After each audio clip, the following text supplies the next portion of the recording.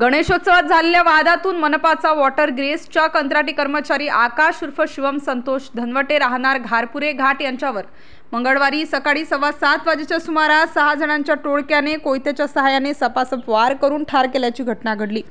या प्रकरणी सरकारवाडा पोलीस ठाण्यात खुनाचा गुन्हा दाखल करण्यात आला होता। त्या अनुषंगाने वरिष्ठ पोलीस निरीक्षक श्री मधुकर कड, गुन्हे शाखा युनिट क्रमांक 1 नाशिक शहर यांचे मार्गदर्शनाखाली गुन्हे शाखा युनिट क्रमांक 1 चे पोलीस अधिकारी व अंमलदार यांनी तात्काळ गुन्ह्याचे घटनास्थळी भेट देऊन गुन्ह्याचा समांतर तपास सुरू केला। तपासादरम्यान पोलीस हवालदार विशाल काठे व संदीप भांड यांना मिळालेल्या गोपनीय बातमीवरून सदर गुन्ह्यातील पाहिजे आरोपी अथर्व दाते, अभय तुरे व रितेश साळुंके हे पेठ भागातले आहेत।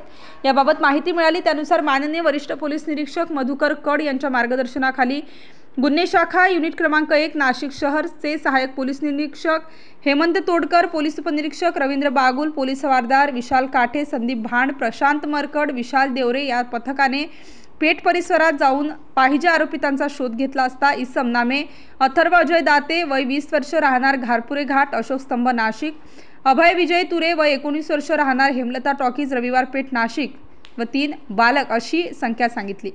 त्यांना उक्त गुन्ह्यांबाबत विचारपूस केली असता त्यांनी सदर गुन्ह्याची कबुली दिली। सदर आरोपितांना पुढील कारवाई कामी सरकारवाडा पोलीस ठाणे यांचे ताब्यात देण्यात आले आहे। यातील आरोपी अथर्व अजय दाते हा रेकॉर्डवरील सराईत गुन्हेगार आहे।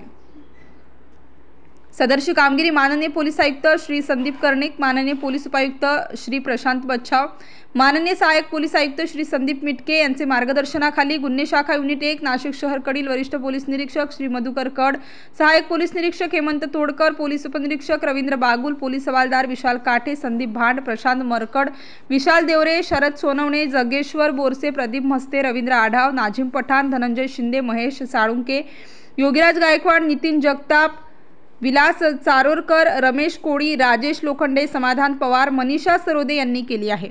नाशिक स्टार न्यूज साठी मोहसिन पठाण, नाशिक।